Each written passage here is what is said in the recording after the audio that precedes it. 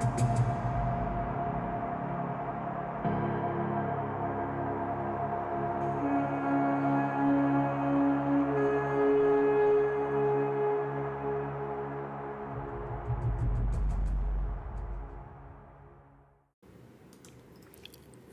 greetings. Welcome to Outside the Class.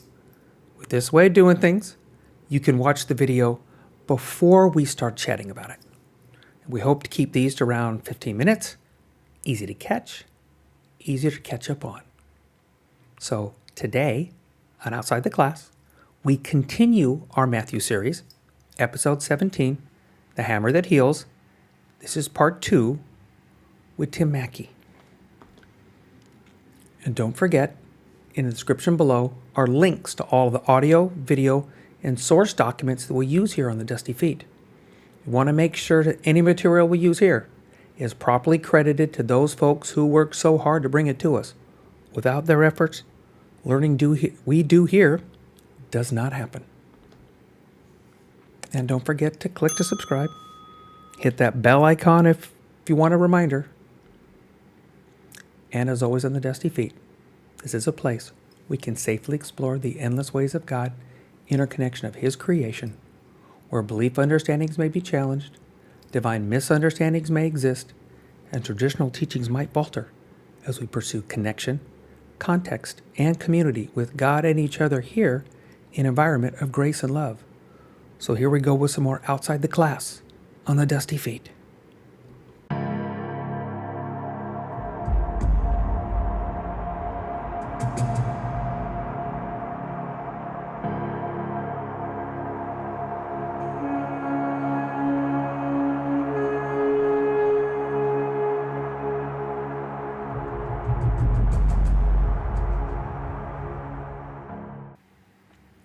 Okay, and as always, it is preferred that you watch the reference videos first so you get a context for the discussion, right?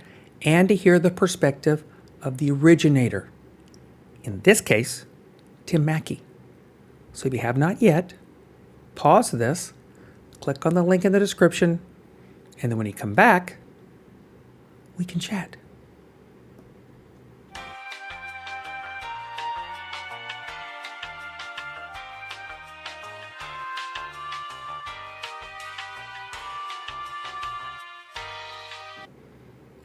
And we're back. Expectations. So we're continuing our discussion about John the Immerser. Remember, he's not a Baptist. So the Gospels, they seem to indicate that John could have been arrested relatively early in the ministry of the Messiah. That John was a herald in the desert. Spent a lot of time by the Jordan River during this time leading up to the Messiah. The Gospels of Matthew and Mark. Though, like we've been saying, we should be careful using the scripture as a history book, at least how we expect one today with chronology and accuracy, right? If we did, then the gospel accounts alone are a bit all over the place. But as a guidebook, like we've been talking about, everything is still right on task. So again, the Gospels of Matthew and Mark have the arrest after Yeshua's temptation. And then because of the unrest, Yeshua stays away from Jerusalem and he stays in Galilee. So John has been in prison for a while, it would seem. We're just not sure exactly how long. I really did like Tim mentioned about the prison ministry. It was nothing like it has become today. I'm not saying that the prison ministries that we have today are wrong in any way. However, they are not this. The prison visits taken care of is a very real, practical thing. It has nothing to do with prison church. It was a real need if anyone was taken to prison, you were fortunate to survive without the help and support, as in food and such, and mostly from one's family. So I guess one could say, to keep on our theme, that there was an expectation that one's family would be visiting you, at least to help you.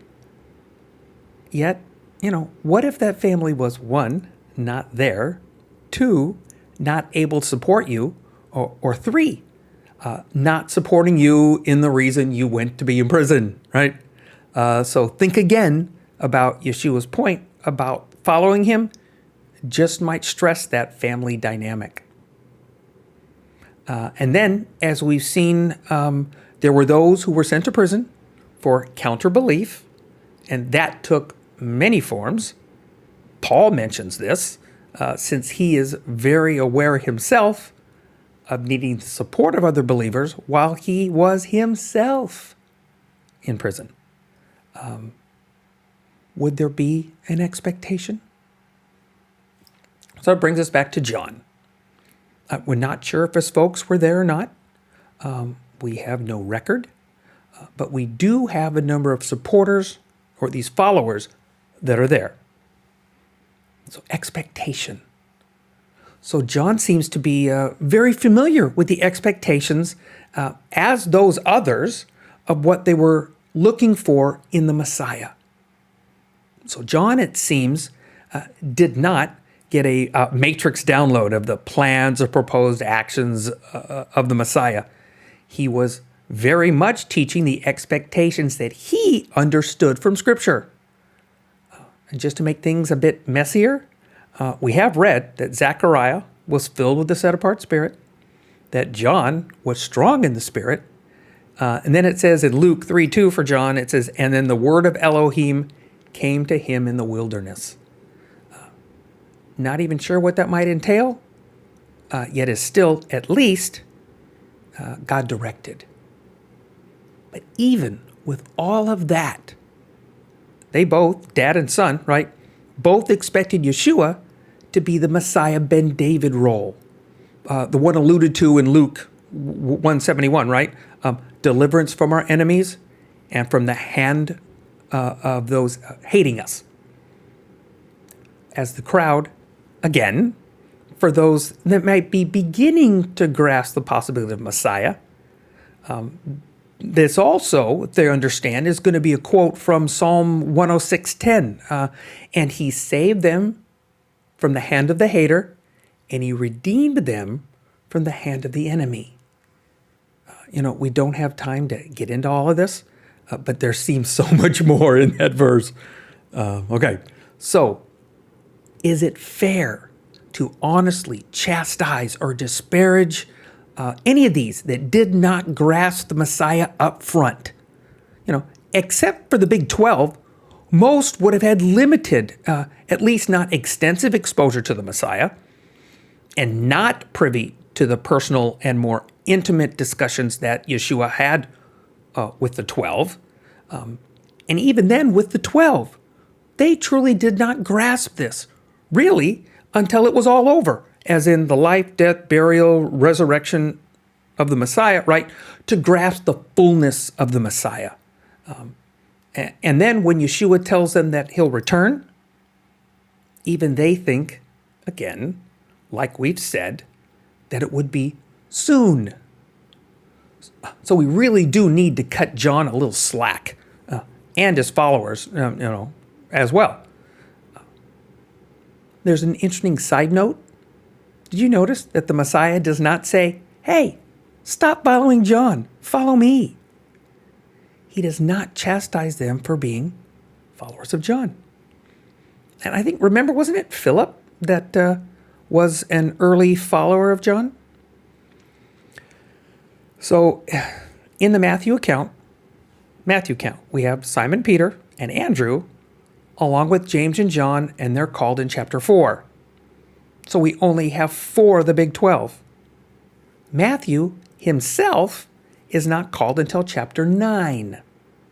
And by his gospel account, we have That is well after the Sermon on the Mount, okay?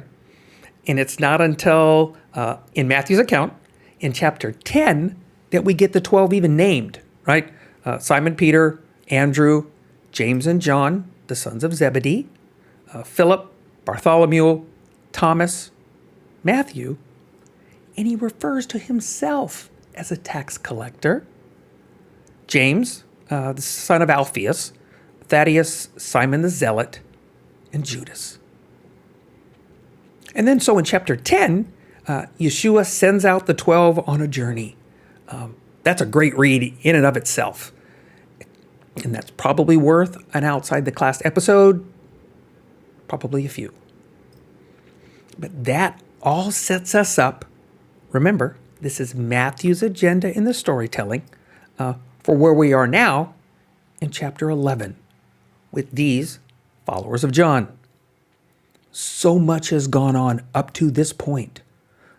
So Yeshua is now answering these followers with a few things. One, be sure to tell John what you are seeing and hearing. I hear echoes of the Shema when I read those words, right?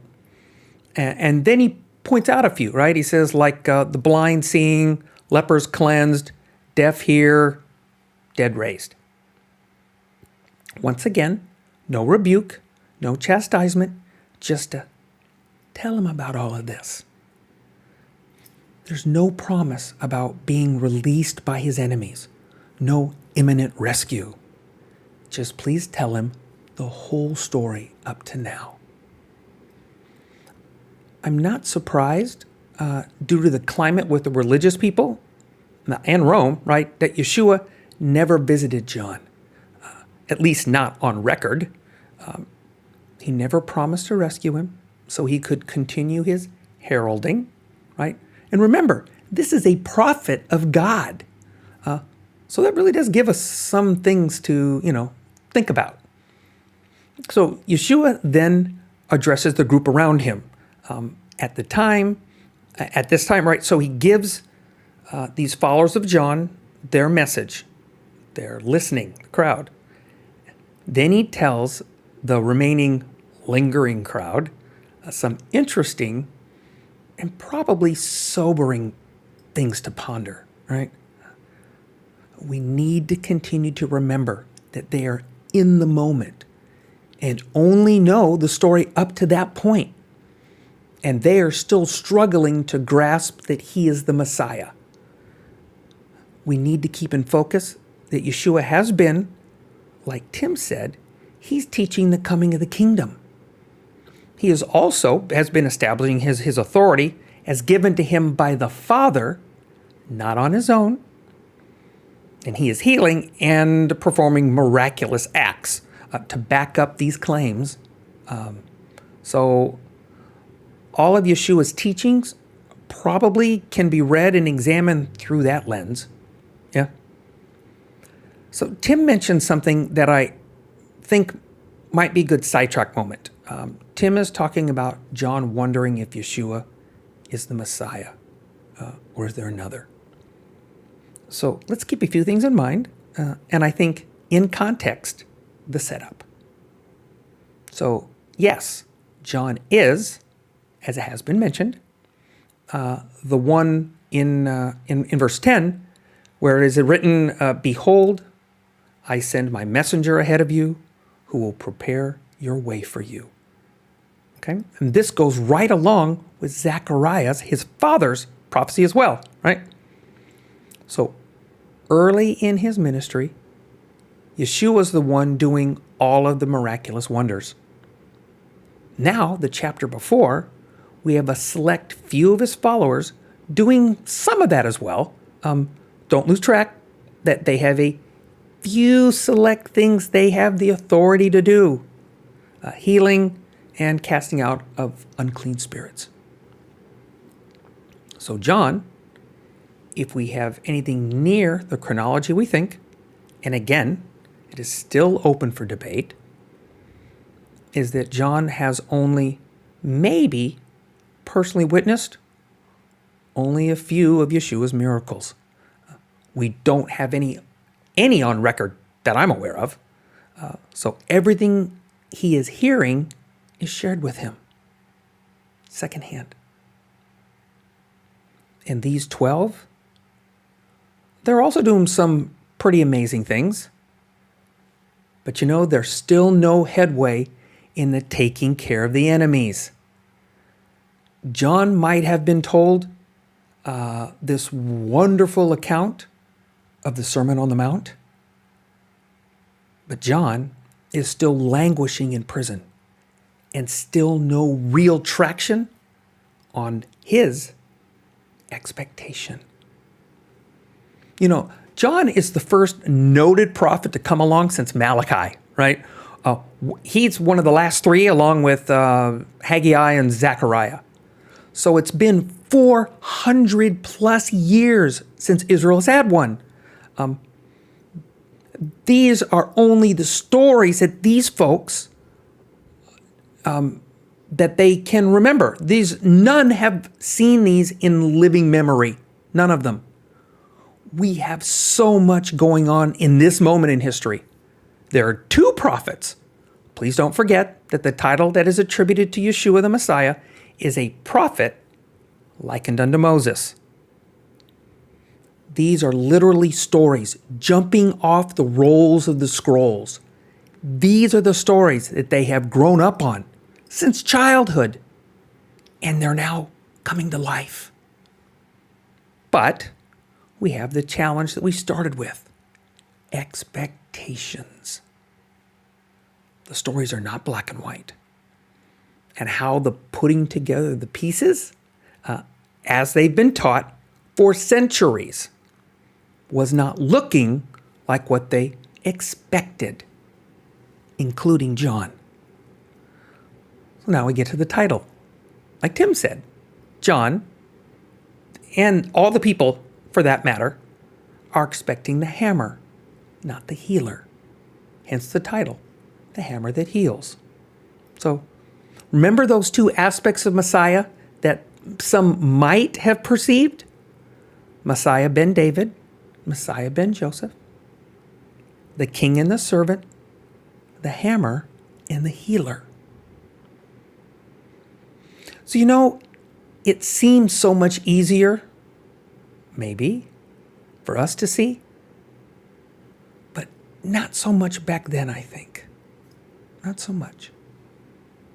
So, we'll continue this discussion next week with more of the activities surrounding the lingering crowd and what Yeshua says to launch into another kingdom coming message. Okay, so this has been part 2 of the Matthew series, episode 17, The Hammer That Heals. We'll pick this up again with part 3 next week. And we like our points to ponder. This is from Skip Moen, and it's a thinker. Remember that sin is a religious term, not an ethical one. Sin is defined by the revelation of God, not by man's rational determination of moral values. Rational ethics is not revealed morality. What we have today in the modern world is typically rational ethics. That's why modern morality is legislated and changeable. Remember that sin is a religious term, not an ethical one. Sin is defined by the revelation of God, not by man's rational determination of moral values. Rational ethics is not revealed morality. What we have today in the modern world is typically rational ethics. That's why modern morality is legislated and changeable. Thanks, Skip Moen. Thanks for making us think. And thanks for being with us tonight on Outside the Class.